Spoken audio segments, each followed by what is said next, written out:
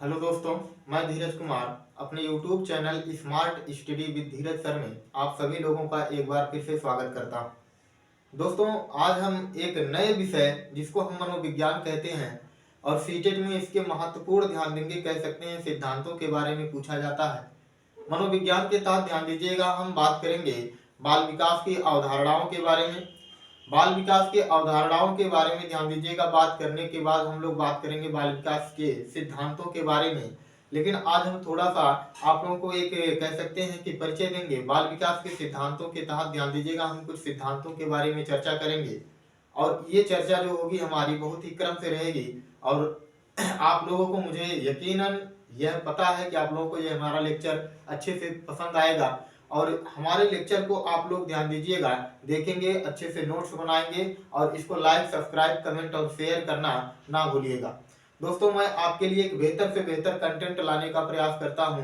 हालांकि इससे पहले मैं इतिहास, भूगोल, भूगोल में भारत का भूगोल, विश्व का भूगोल, ये सब वीडियो मैं आप लोगों को प्रोवाइड करा चुका हूं और आज उससे संबंधित और वीडियो जो जहाँ तक हुआ है, भारत का भूगोल है, विश्व का भूगोल है, इतिहास है, जहाँ तक हुआ है उसके आगे और वीडियो आपको मिलते रहेंगे। लेकिन आज एक नए टॉपिक के बारे में हम लोग खुद अलग से एक नए विषय के बारे में चर्चा करेंगे जिसका नाम है, ध्यान दीजिएगा, बाल विकास की अवधारणा। इसके तहत बाल विकास के प्रमुख सिद्धांतों के बारे में हम चर्चा करेंगे। तो आइए दोस्तों, आज हम लोग बाल विकास के सिद्धांतों के बारे में चर्चा करते हैं। ये क्योंकि यह ध्यान दीजिएगा, जो आपके सीटेट के एग्जाम होने वाले हैं 2024 में, उसके लिए जूनियर और प्राइमरी दोनों के लिए अति महत्वपूर्ण होंगे। तो आप लोग ध्यान से इस लेक्चर को देखिए, नोट्स बनाइए और आपको पसंद आए तो हमारा चैनल लाइक, सब्सक्राइब, कमेंट और शेयर करना ना भूलिएगा। तो चलिए दोस्तों, आज हम लोग यहाँ पर देखते हैं बाल विकास के सिद्धांतों के बारे में। तो सबसे पहले हम बता दें, यहाँ पर हम एक पॉइंट आप लोगों को बता दें लिख करके, बाल विकास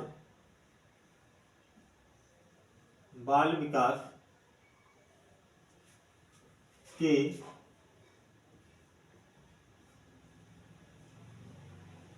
सिद्धांतों के तहत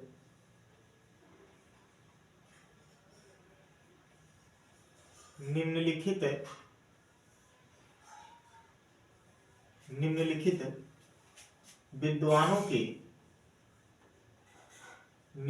विद्वानों के सिद्धांत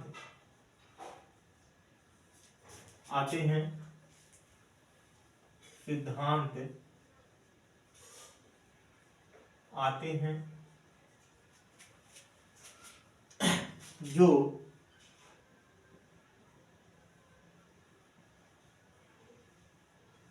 इस प्रकार है, तो ध्यान दीजिएगा दोस्तों, बाल विकास के सिद्धांत के तहत निम्नलिखित विद्वानों के, ध्यान दीजिएगा, सिद्धांत आते हैं जो इस प्रकार है। यानी कि कौन कौन से सिद्धांत बाल विकास के सिद्धांत के अंतर्गत आते हैं, हम इन्हीं के बारे में चर्चा कर रहे हैं। और एक एक करके ध्यान दीजिएगा, पहले तो हमें क्या बाल विकास सिद्धांत के तहत क्या क्या पढ़ना है इसके बारे में अच्छे से बताएंगे और फिर एक एक सिद्धांतों के बारे में अच्छे से पढ़ने का प्रयास करेंगे। दोस्तों, आप हमारे इस चैनल पर ऐसे ही बने रहें और हमारे वीडियो को देखिए और कह सकते हैं इसको पढ़िए मनाक से, क्योंकि सीटेट के एग्जाम के लिए बेहतर से बेहतर तैयारी का एक, ध्यान दीजिएगा, नया तरीका है, नया पैटर्न है। और सीटेट जो आपका 2024 में होगा, जिसमें जूनियर और प्राइमरी दोनों में, ध्यान दीजिएगा, मनोविज्ञान महत्वपूर्ण भूमिका निभाता है, उसके शिक्षण शास्त्रों की बात करें तो यहाँ से आपके कवर हो जाएंगे। इसलिए आप हमारे वीडियो से जुड़े रहें और ध्यान दीजिएगा, हम आगे फिर इसमें चर्चा करते हैं कि बाल विकास के सिद्धांतों के तहत निम्नलिखित विद्वानों के सिद्धांत आते हैं जो इस प्रकार हैं। सबसे पहले अगर हम बात करें कौन से सिद्धांत हैं, ध्यान दीजिएगा, हम क्या क्या इसके तहत पढ़ेंगे। सबसे पहला सिद्धांत हम पढ़ लेते हैं, इसके तहत पढ़ेंगे कोहल वर्ग का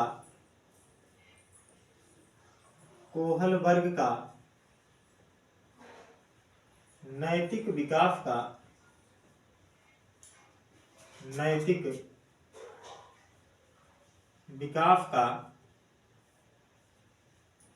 सिद्धांत। कोहलबर्ग के नैतिक विकास का सिद्धांत, ये पढ़ेंगे। दूसरे नंबर पर दोस्तों ध्यान दीजिएगा, हम लोग पढ़ेंगे जीन पियाजे का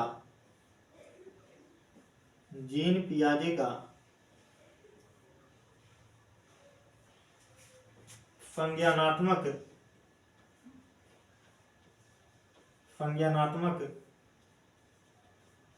विकास का सिद्धांत। जीन पियाजे का संज्ञानात्मक विकास का सिद्धांत, ये पढ़ेंगे।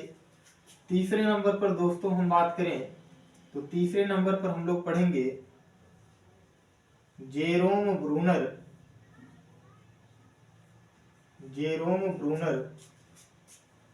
का संज्ञानात्मक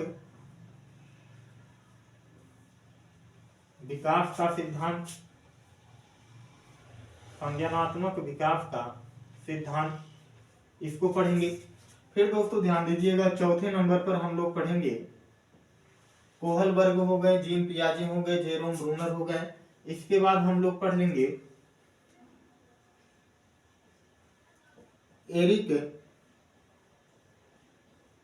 एरिक्सन का सिद्धांत। एरिक्सन का सिद्धांत। फिर हम लोग पढ़ लेंगे सिगमंड फ्रायड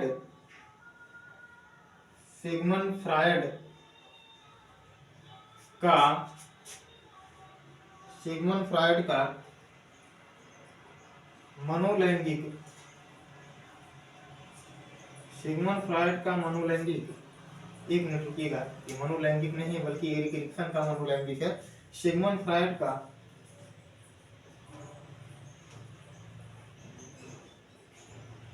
मनोविश्लेषण, तो ठीक है, सिगमंड फ्रायड का ही मनोलैंगिक है दोस्तों, ध्यान दीजिएगा। एरिक्सन का कह सकते हैं मनोसामाजिक विकास का सिद्धांत है, लेकिन सिगमंड फ्रायड का मनोविश्लेषण है, मनोलैंगिक। ऐसे ऐसे सिद्धांत, इन सब सिद्धांतों के बारे में चर्चा करेंगे। तो सिगमंड फ्रायड का मनोविश्लेषण वाद का सिद्धांत, इसको भी हम लोग पढ़ेंगे दोस्तों। और ध्यान दीजिएगा, और चर्चा करें तो ध्यान दीजिएगा, बहुत से ऐसे सिद्धांत हैं जिनके बारे में हम लोग चर्चा करेंगे। और ध्यान दीजिएगा, अगर हम जिनके बारे में चर्चा करेंगे तो वो ध्यान दीजिएगा, और एक दो आ सकते हैं, जैसे ध्यान दीजिएगा कोहलबर्ग हो गए, जीन पियाजे हो गए, जेरोम ब्रूनर हो गए, एरिक्सन हो गए, सिगमंड फ्रायड हो गए। यहाँ पर हम लोग बात कर लेंगे नियम चॉम्स्की का भाषा विकास का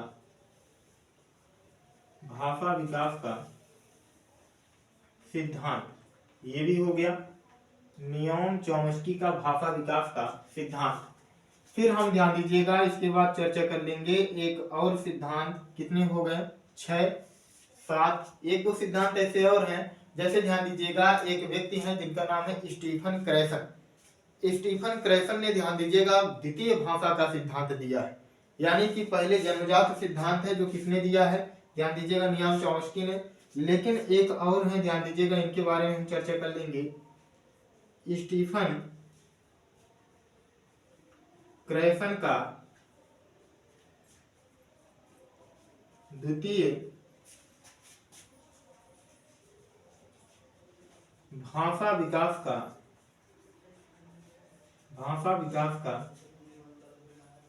सिद्धांत। स्टीफन क्रैसन का द्वितीय भाषा विकास का सिद्धांत। तो हम लोग इन सिद्धांतों के बारे में दोस्तों चर्चा करेंगे, एक एक सिद्धांतों के बारे में। तो आप लोग जो है, अगर हम बात करें तो इसका स्क्रीनशॉट लेंगे, फिर इसके बाद हम सबसे पहले कोहलबर्ग के बारे में पढ़ना शुरू करते हैं, और ध्यान से आप लोग पढ़ने का प्रयास करेंगे। इसका स्क्रीनशॉट लीजिएगा।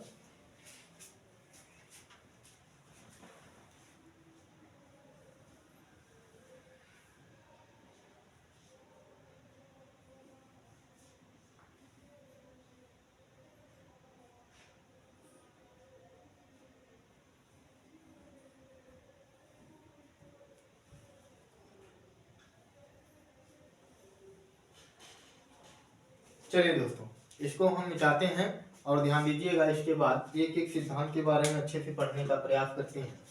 तो इसको हम लोग मिटाते हैं। आपने स्क्रीनशॉट ले लिया है।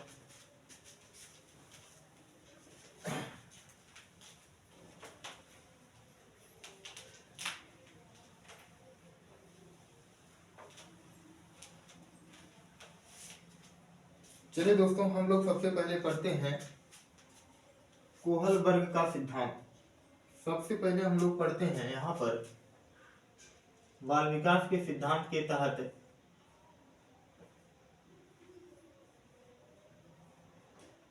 कोहलबर्ग का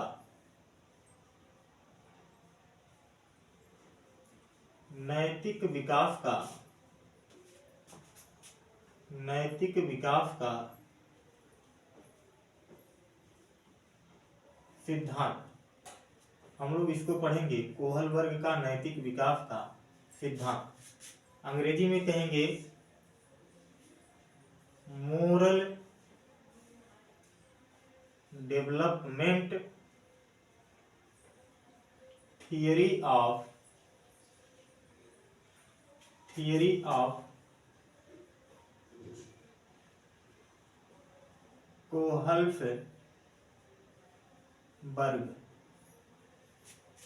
कोहलसबर्ग।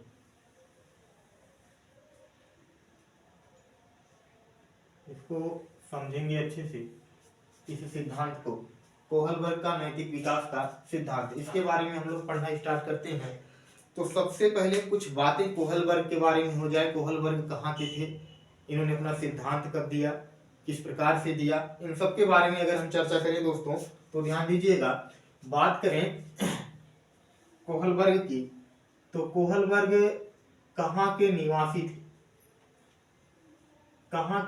थे, सबसे पहली बात। दूसरी बात, ये अपना सिद्धांत कब दिए हैं, यानी कि इनका सिद्धांत सन क्या है,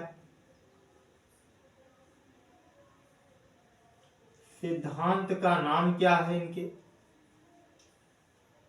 इनके सिद्धांत का नाम क्या है। वैसे ऊपर तो लिखा, लेकिन यहाँ फिर से बता दे रहे हैं, इनके सिद्धांत का नाम क्या है।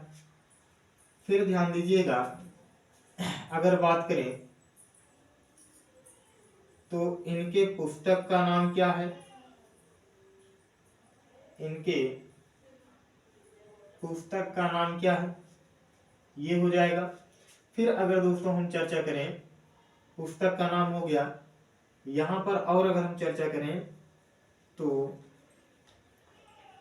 प्रयोग की बात करते हैं, इन्होंने प्रयोग कैसे किया। इतनी बातों के बारे में हम लोग दोस्तों चर्चा करते हैं। तो ध्यान दीजिएगा, अगर हम चर्चा करें, यहाँ पर देखेंगे निवासी की बात करें तो कोहलबर्ग, ध्यान दीजिएगा, बहुत सी किताबों में आपको देखने को मिलेगा ये जर्मन मूल के थे। तो ध्यान दीजिएगा, कहाँ के, जर्मनी में इनकी पैदाइश थी। जर्मन मूल के अमेरिकी मनोवैज्ञानिक थे। बाद में कहाँ रहने लगे हैं, अमेरिका में। तो जर्मन मूल के अमेरिकी मनोवैज्ञानिक थे, जर्मन मूल के अमेरिकी मनोवैज्ञानिक थे दोस्तों। और ध्यान दीजिएगा, इनका सिद्धांत कब आया था, तो सिद्धांत इनका आया था 1969 ईस्वी में। कब आया था दोस्तों, तो इनका सिद्धांत 1969 ईस्वी में आया था। और इनके सिद्धांत का नाम क्या था दोस्तों, तो ध्यान दीजिएगा, इनके सिद्धांत का नाम था नैतिक विकास का सिद्धांत। नैतिक विकास का सिद्धांत। एक एक बातों के बारे में हम अच्छे से चर्चा करेंगे, सिर्फ यहाँ आप लोग ध्यान से इसको देखिए, पढ़िए। नैतिक विकास का सिद्धांत, इसको अंग्रेजी में कहा जाता है मोरल डेवलपमेंट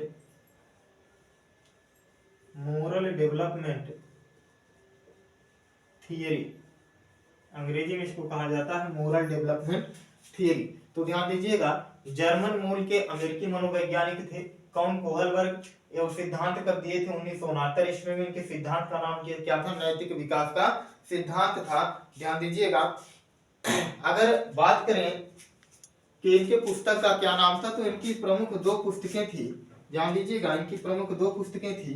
और पुस्तक का नाम यहाँ इस तरह से इंडिकेट कर देते हैं। इनकी दो पुस्तकें थी। पहली पुस्तक इनकी थी the psychology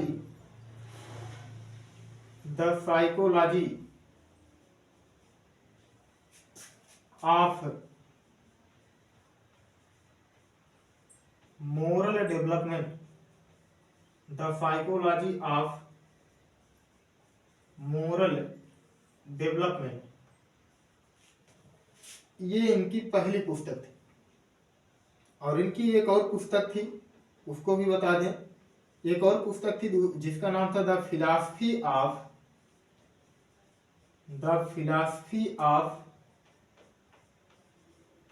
moral development. The philosophy of moral development, ये इनकी ध्यान दीजिएगा दूसरी पुस्तक थी। तो इनकी दो पुस्तक थी, the psychology of moral development और एक दूसरी पुस्तक थी दोस्तों the philosophy of moral development. ये दो पुस्तक हो गई।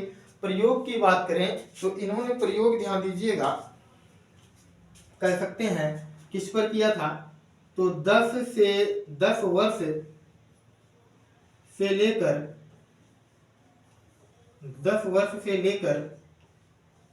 16 वर्ष के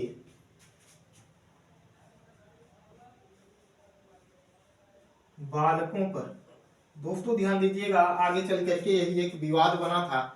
इनके सिद्धांत की आलोचना हुई थी क्योंकि इन्होंने जो प्रयोग किया था, इन्होंने जो नैतिकता चेक की थी, नैतिकता के बारे में पता लगाया था, वो सिर्फ बालकों के ऊपर प्रयोग करके पता लगाया था। यानी कि लड़कों के ऊपर प्रयोग करके पता लगाया था, लड़कियों के ऊपर नहीं पता लगाया, महिलाओं के ऊपर नहीं पता लगाया। इसी कारण इनके सिद्धांत में यह विवादित कह सकते हैं बातें आ गई और इनके सिद्धांत की क्या हुई, आलोचना हुई, क्योंकि इन्होंने अपने सिद्धांत में लड़कियों को या महिलाओं को कोई भी भूमिका नहीं दिया है, कोई भी महत्वपूर्ण भूमिका जो है नहीं बताया है इनके बारे में। इसीलिए ध्यान दीजिएगा, इनके सिद्धांत की क्या हो गई थी, आलोचना हो गई थी। किसके? कोहलबर्ग के, ध्यान दीजिएगा, नैतिक विकास के सिद्धांत।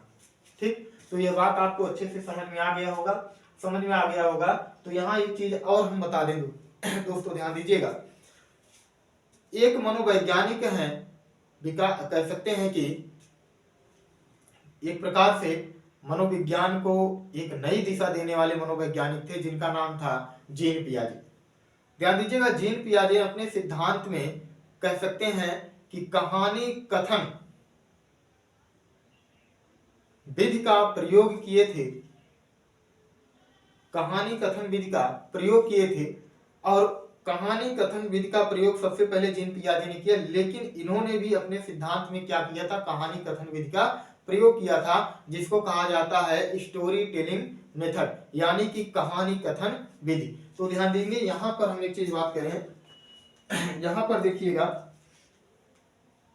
कुछ चीजें हैं, इनको बता दें हम, यहां नोट करके बता दे रहे हैं। यहाँ पर हम नोट करके कुछ चीजें बता दे रहे हैं, इसको जानते रहेंगे।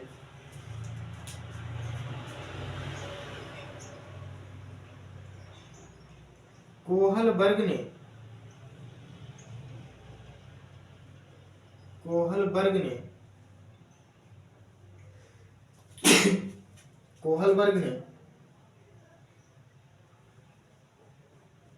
जीन पियाजे की तरह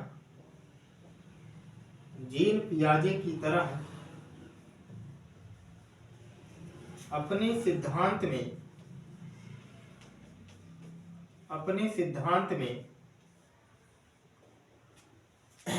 कोहलबर्ग ने जीन पियाजे की तरह अपने सिद्धांत में कहानी कथन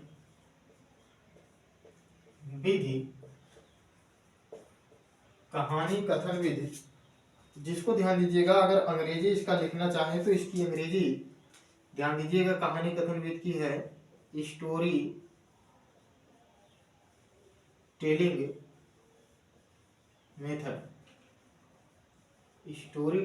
मेथड। तो कहानी कथन विधि का प्रयोग कहानी कथन विधि का प्रयोग किया था, कहानी कथन विधि का प्रयोग किया था। तो दोस्तों इसका मतलब समझिएगा, इन्होंने ध्यान दीजिएगा, कोहलबर्ग ने जब अपना सिद्धांत बनाया उससे पहले इन्होंने क्या किया था, इन 10 वर्ष से लेकर के 16 वर्ष के ध्यान देंगे बालकों को एक कहानी सुनाई थी। इनकी नैतिकता को चेक करना चाहते थे कि इनमें ध्यान देंगे क्या क्या सोच विकसित हो सकते हैं और ये सोच किस प्रकार से विकसित हो सकते हैं, सकारात्मक होंगे कि नकारात्मक होंगे, किस प्रकार से होंगे, इनकी तर्क शक्ति को समझना चाहते थे। इसलिए ध्यान दीजिएगा, इन 10 वर्ष से लेकर के 16 वर्ष के बालकों को कई कहानियां सुनाई, और ये जब कई कहानियां सुनाए तो ध्यान दीजिएगा कहानी के माध्यम से अपने सिद्धांत का निर्माण किया। इसीलिए ध्यान देंगे कोहलबर्ग के ये काम सबसे पहले जीन पियाजे ने किया था, इसलिए कहा जाता है कोहलबर्ग ने जीन पियाजे की तरह अपने सिद्धांत में कहानी कथन विधि का क्या किया था, प्रयोग किया था, अर्थात कहानी के माध्यम से अपने सिद्धांत का क्या किया था, निर्माण किया था। तो दोस्तों इसका आप स्क्रीनशॉट लेंगे, फिर आगे इसके बारे में हम और चर्चा करते हैं। तुरंत इसका स्क्रीनशॉट लीजिए।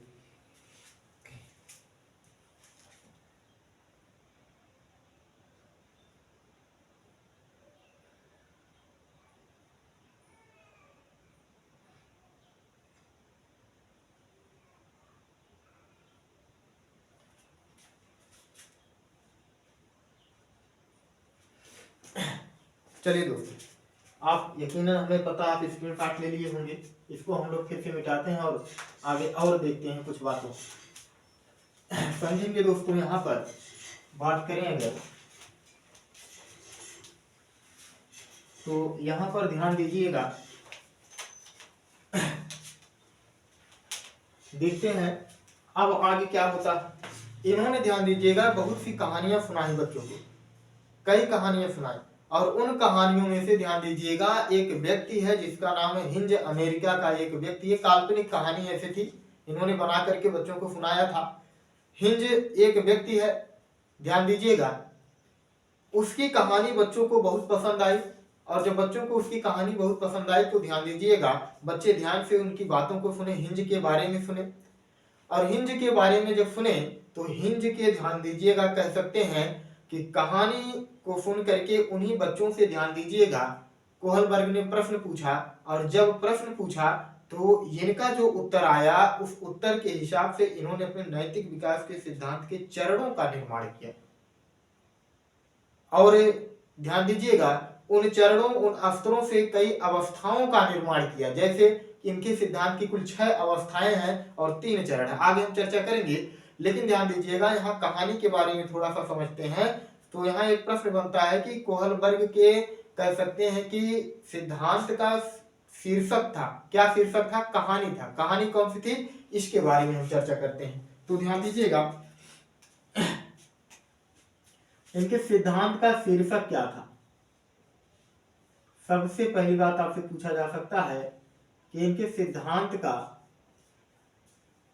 शीर्षक क्या था, किस तरह से कहानी कहे और किस कहानी से ध्यान देंगे अपने सिद्धांत का निर्माण किए। तो इनके सिद्धांत का जो कह सकते हैं शीर्षक था वो था, ध्यान दीजिएगा दोस्तों, हिंज की दुविधा, हिंज की दुविधा, ठीक। सिद्धांत का शीर्षक क्या था, हिंज की दुविधा। हिंज ध्यान दीजिएगा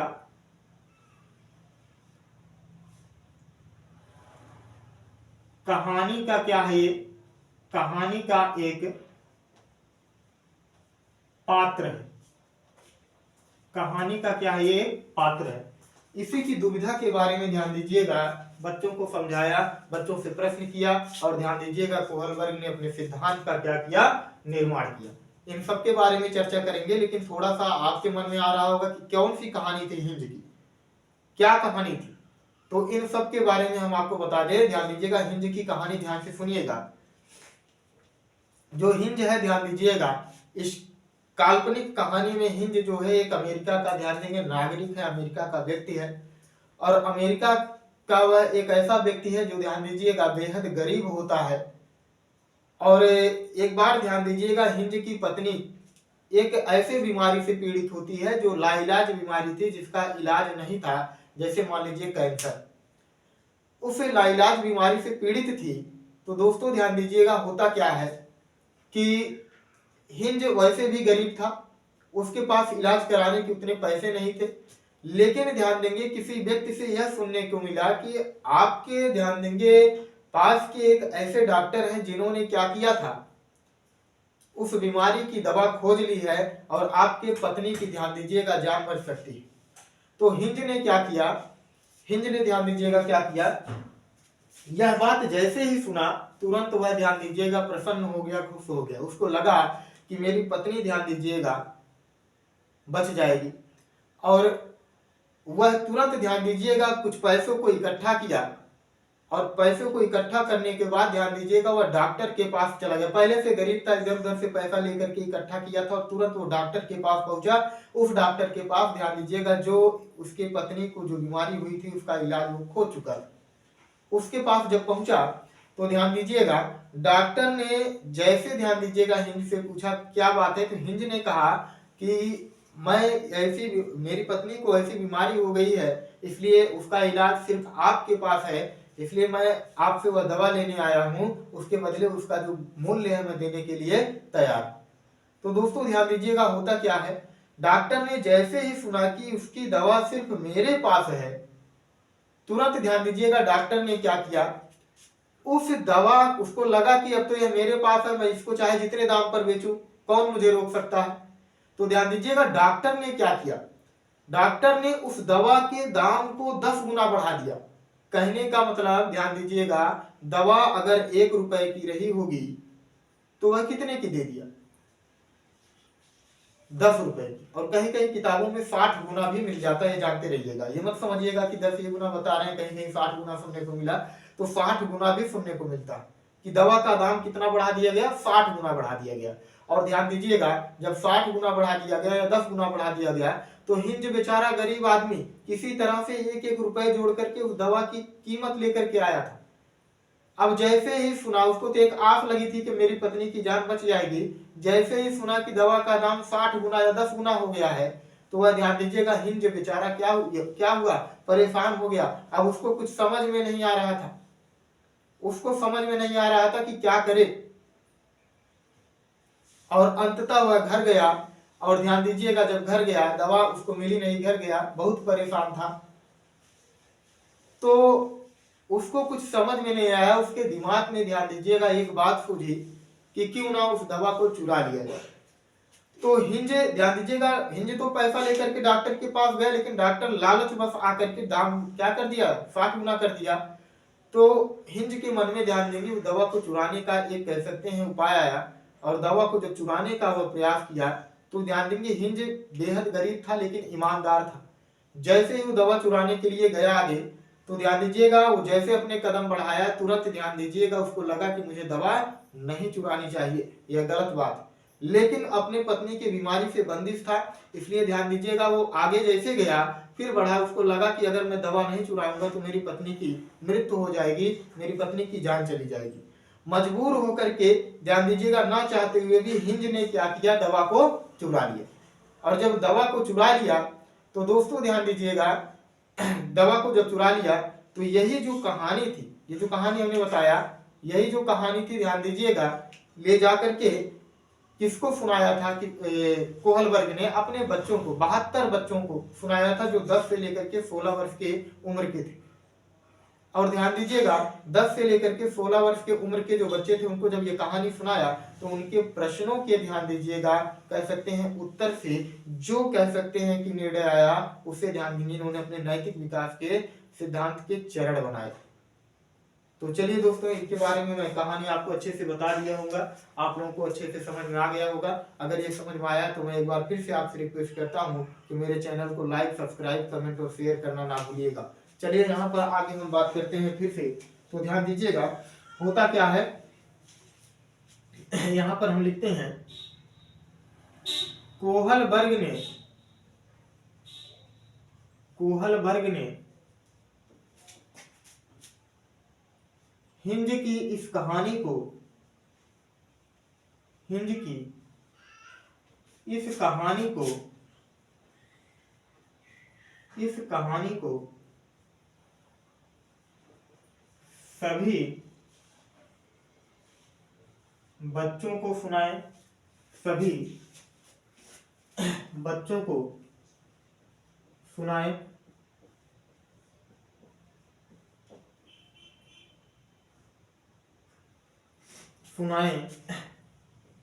तथा उनसे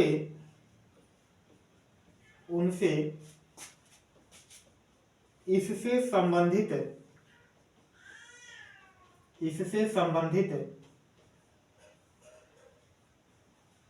प्रश्न किए, प्रश्न कैसे किए दोस्तों, ध्यान दीजिएगा। जैसे प्रश्न कैसे किए सुनिएगा। जैसे बच्चों से पूछा गया, ये बताइए कि क्या हिंज को दवा चुरा लेनी चाहिए थी। तो कुछ बच्चे ऐसे थे, दवा चुरा लेनी चाहिए थी क्योंकि दवा चुराने से उसकी पत्नी की जान बच जाती। कुछ बच्चे ऐसे थे, नहीं दवा नहीं चुरानी चाहिए थी, दवा चुराएंगे तो वो पुलिस उनको आकर के पकड़ के ले जाएगी और उनको खूब मारेगी। इस प्रकार से कई उत्तर आ रहे थे। कुछ बच्चे जो ध्यान दीजिएगा 15 वर्ष के प्लस थे, 16 वर्ष की उम्र के थे, उन्होंने कहा कि दवा नहीं चुरानी चाहिए क्योंकि दवा चुराना कानूनी अपराध है और पकड़े जाने पर पुलिस उनको दंड देगी। और कुछ उन्हीं हम उम्र के बच्चे क्या कह रहे थे, नहीं दवा चुरा लेनी चाहिए थी क्योंकि ध्यान दीजिएगा अगर दवा नहीं चुराता तो उसकी पत्नी की जान चली जाती। तो दोस्तों कई प्रकार के उत्तर आ रहे थे, तो ध्यान दीजिएगा उनसे संबंधित प्रश्न किए।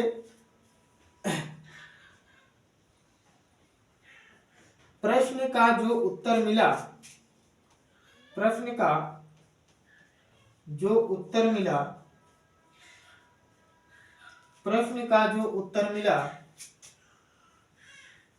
उससे कोहलबर्ग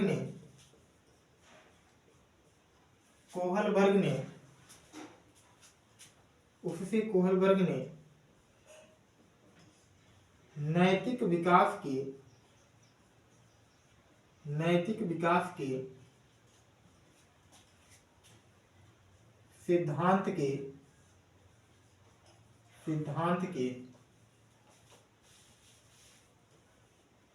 चरण बनाए। समझिएगा, कुछ बातें ऐसी हम चर्चा कर दे रहे हैं, यहाँ और एक बात चर्चा करते हैं,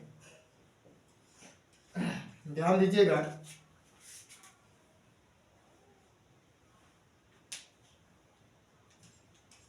देखेंगे इसको, कोहलबर्ग की यह कहानी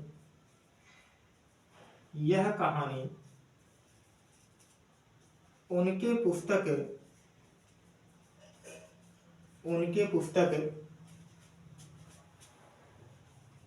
the psychology of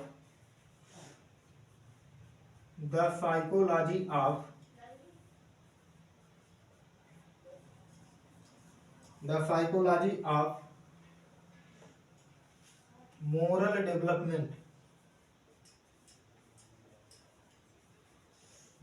development the psychology of moral development से लिया गया।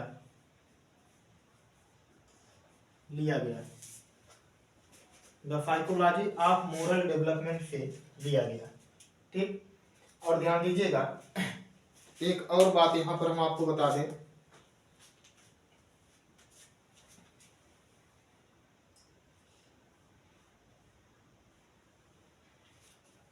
यहां पर देखिएगा, इनके सिद्धांत को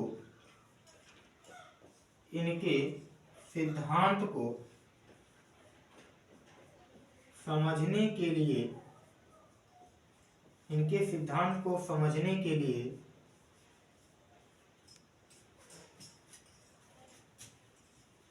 पहले इनके 3 प्रमुख शब्दों को शब्दों को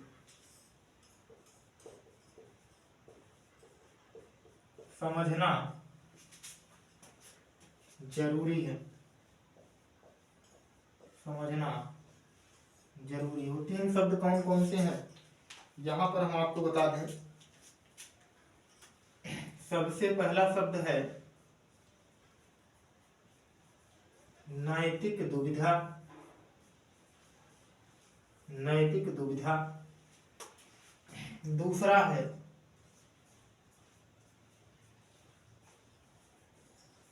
नैतिक तर्कड़ा और तीसरा है नैतिक व्यवहार।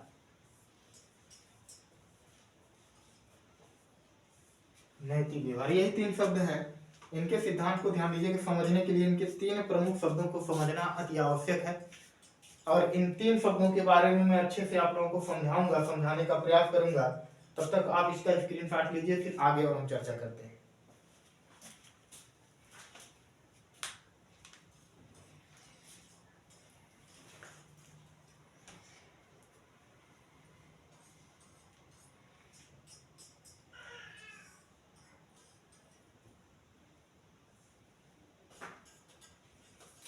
चलिए दोस्तों, इनके 3 शब्दों के बारे में हम चर्चा करते हैं।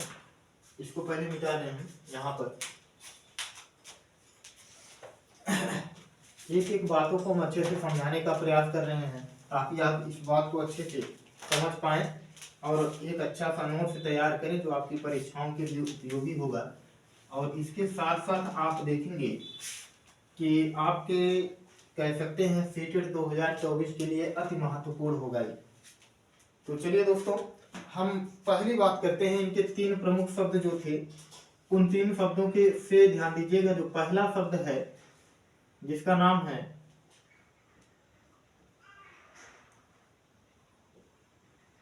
नैतिक दुविधा, नैतिक दुविधा,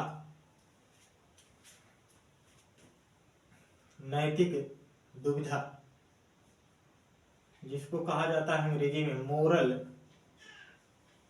डायलेमा, मोरल डायलेमा। इसको समझेंगे थोड़ा सा, देखिएगा क्या है नैतिक दुविधा, समझिएगा। कह सकते हैं कि जब हम एक प्रकार से किसी कार्य को कह सकते हैं कि करने का प्रयास करें और दोहरी मानसिकता में असमंजस की स्थिति में बन जाएं कि करें या ना करें, करें या ना करें, तो ऐसी प्रक्रिया ध्यान दीजिएगा नैतिक दुविधा कहलाती है। जब हम 2 विकल्पों में फंस जाए कि इस विकल्प का चयन करें कि इस विकल्प का चयन करें, इस विकल्प का चयन करें कि इस विकल्प का चयन करें, जब ऐसी परिस्थितियां आ जाए तो उसी को क्या कहा जाता है, नैतिक दुविधा। जैसे ध्यान दीजिएगा बच्चों, कह सकते हैं, पहले मैं इसके बारे में थोड़ा सा लिख दूं फिर बताऊंगा आपको। जैसे ध्यान दीजिएगा, यहां हम लिख सकते हैं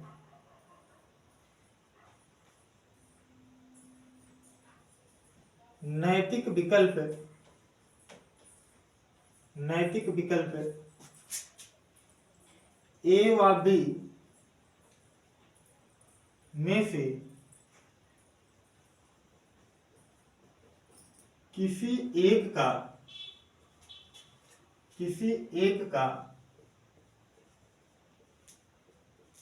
चयन करते समय होने वाला असमंजस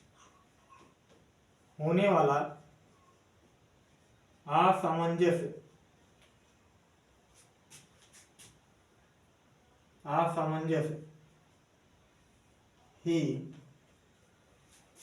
नैतिक दुविधा है, नैतिक दुविधा है। ठीक दोस्तों, यह बात आप समझ गए होंगे कि नैतिक विकल्प ए व बी में से किसी एक का चयन करते समय होने वाला असमंजस ही नैतिक दुविधा है। जैसे ध्यान दीजिएगा, हम पहले आपको अच्छे से समझाएंगे। तब जाकर के बताएंगे आप लोगों को, पहले अच्छे से समझिएगा। जैसे देखिए दोस्तों, समझेंगे, सबसे पहले हम कहानी का सारांश जो है हिंज से चर्चा करते हैं। हिंज ध्यान दीजिएगा, जब डॉक्टर ने उसको मना कर दिया कि मैं आपको दवा नहीं दूंगा, दवा के लिए मैं इतना पैसा लूंगा, हिंज बेचारा वैसे भी गरीब था, ध्यान दीजिएगा, एक एक रुपए जोड़ करके लाया था दवा के लिए, और यहाँ आकर के देखा दवा का दाम 60 गुना हो गया, वो और परेशान हो गया। अब बताइए, हिंज के मन में ध्यान दीजिएगा एक बात आ गई कि ध्यान दीजिएगा अब हमें दवा को चुरा लेना चाहिए, अगर हम ऐसा नहीं करेंगे तो हमारी पत्नी की जान चली जाएगी। तो ध्यान दीजिएगा, हिंज जैसे पहुंचा चोरी करने के लिए, और हिंज जैसे ध्यान दीजिएगा चोरी करने के लिए पहुंचा, वो जैसे कदम बढ़ाया तैसे उसको लगा कि नहीं, चोरी नहीं करनी चाहिए, ये क्या है, गलत बात है, कानूनी अपराध है, पकड़े जाने पर पुलिस हमें दंड देगी। दूसरी बात, फिर उसको लगा कि नहीं, अगर मैं चोरी नहीं किया तो ध्यान दीजिएगा मेरी पत्नी की जान चली जाएगी।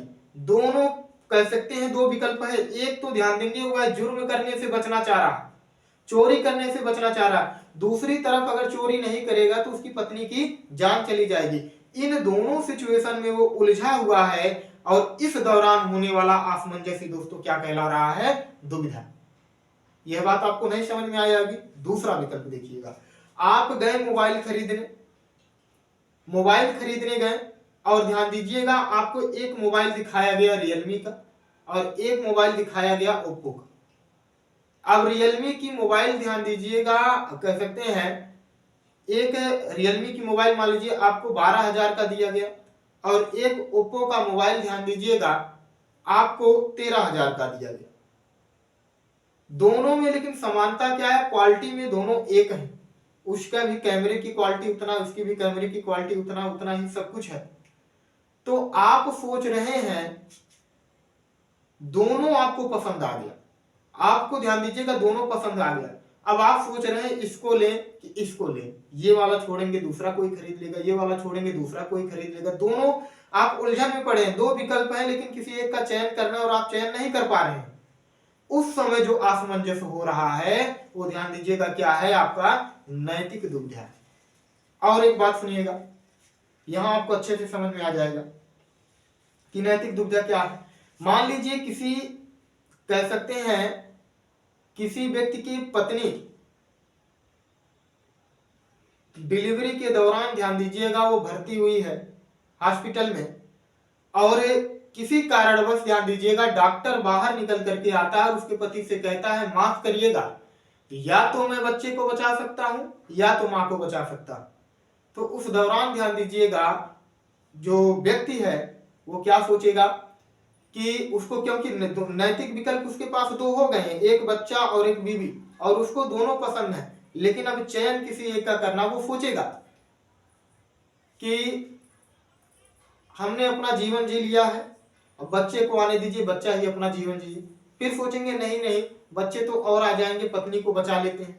ऐसे ध्यान दीजिएगा सिचुएशन में फंसा हुआ है, इस परिस्थिति में फंसा हुआ है, तो यह प्रक्रिया ध्यान दीजिएगा क्या कहला रही है, नैतिक दुविधा कहला रही है। दोस्तों हमें यकीन है आपको अच्छे से समझ में आ गया होगा। तो यहाँ पर लिख देते हैं एग्जाम्पल में, जैसे 2-3 एग्जाम्पल लिख देते हैं। यहाँ पर लिख दें सबसे पहले,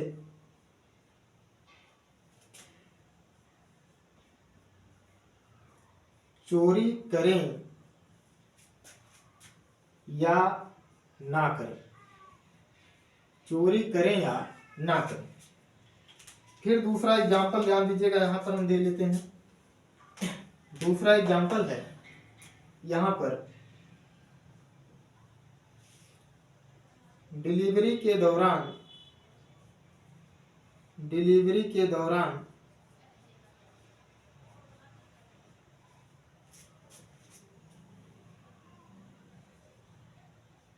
या तो बीवी की जान या तो बच्चे की जान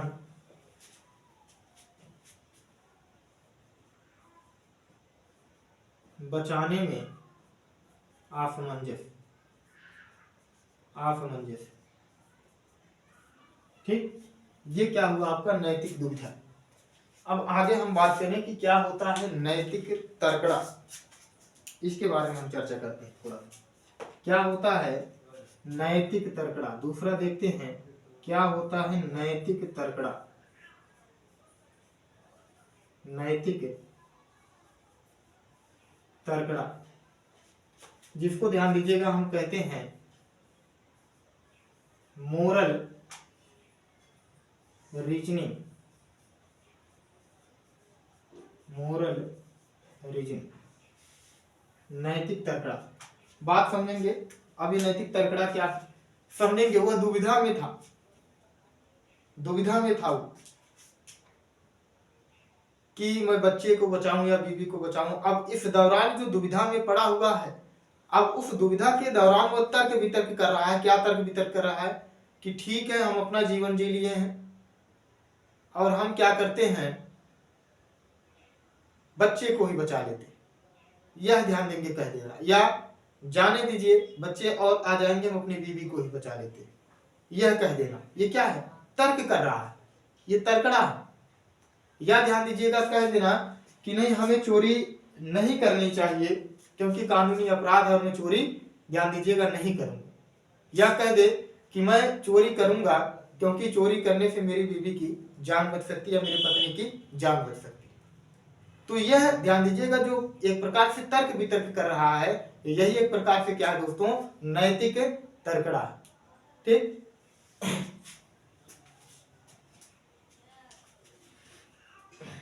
समझिएगा।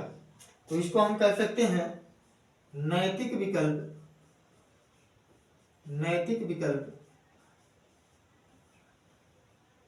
ए व बी में से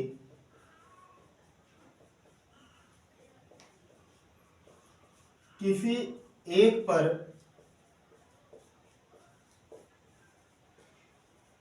निर्णय ले लेना,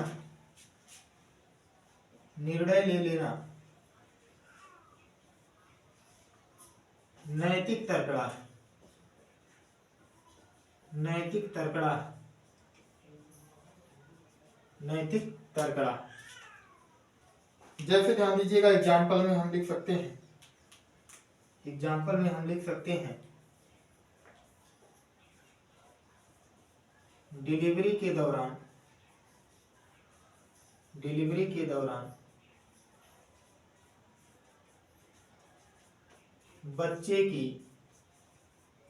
जान बचाना।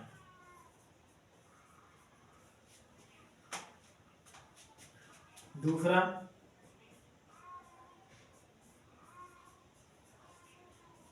चोरी कर लेना। ये सब क्या है नैतिक तर्क, अर्थात तर्क करके वो समझिए कि हमें ये कर लेना चाहिए। अभी देखिए ये कहा सिर्फ चोरी कर लेना, किया नहीं, ये अभी कहा है डिलीवरी के दौरान बच्चे की जान बचाने, ये कहा कि ठीक है बच्चे की जान बचा लीजिए, अभी बचाया नहीं गया, बचा ली। अब जब ये प्रक्रिया हो जाएगी, चोरी कर लिया जाएगा, बच्चे की जान बचा लिया जाएगा, तो वो क्या होगा नैतिक व्यवहार। कहने का मतलब नैतिक विकल्प ए व बी में से किसी एक को अपने जीवन में उतार लेना, अपने व्यवहार में उतार लेना क्या कहलाएगा नैतिक व्यवहार कहलाएगा। तो जल्दी से इसका स्क्रीनशॉट लीजिए, फिर उसके बारे में हम बता दें। स्क्रीनशॉट लीजिएगा।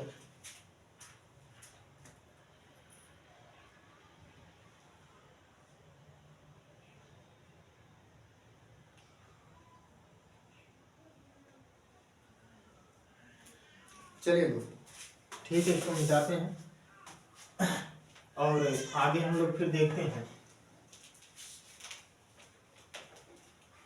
आज के लेक्चर में बस 1-2 मिनट का समय और लेंगे, इसके बाद आज का लेक्चर यहीं समाप्त करेंगे। कल हम फिर इसके बारे में चर्चा करेंगे आगे। फिर हम कल से कोहलबर्ग के कह सकते हैं कि नैतिक विकास के अवस्थाओं के बारे में पढ़ना प्रारंभ करेंगे। आज बस ध्यान दीजिएगा इतना ही। ये तीसरा पार्ट इसको समझ लेते हैं जिसको कहा गया, क्या कहा गया दोस्तों नैतिक व्यवहार, जिसको कहा जाता है मोरल एक्शन, मोरल एक्शन, या ध्यान दीजिएगा मोरल बिहेवियर भी कहा जाता है। क्या कहा जाता है? मोरल बिहेवियर भी कहा जाता है। कोई दिक्कत नहीं, आप चाहे मोरल एक्शन लिखे चाहे मोरल बिहेवियर, उससे कोई दिक्कत नहीं है। तो दोस्तों ध्यान दीजिएगा, हम यहाँ पर अभी आपको इसके बारे में बता दिए, सिर्फ यहाँ लिख दे रहे हैं ताकि आपका नोट्स भी अच्छे से बन जाए। नैतिक व्यवहार, नैतिक व्यवहार ए व बी में से किसी कह सकते हैं यहाँ पर नैतिक व्यवहार एवं नैतिक विकल्प यहाँ पर लिखेंगे, तभी तो कह रहे हैं क्या गलत हो रहा है। ठीक है, यहाँ विकल्प लिखेंगे दोस्तों। तो नैतिक विकल्प ए व बी में से किसी एक को किसी एक को अपने जीवन में या व्यवहार में उतार लेना ही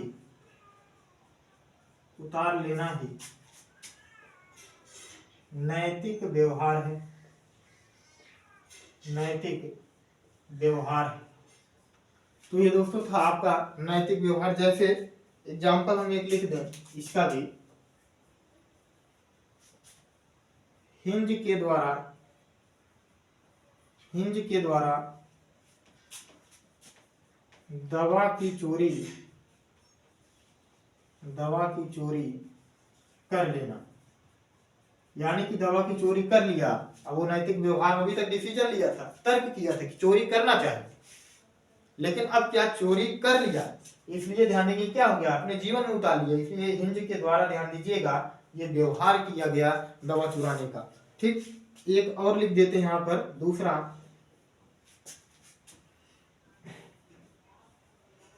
डिलीवरी के दौरान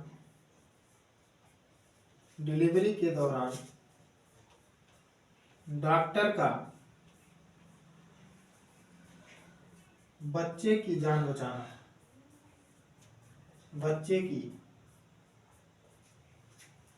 बचाना, तो दोस्तों हमें यकीन है आप लोगों को यह आज का लेक्चर बहुत अच्छे से पसंद आया होगा।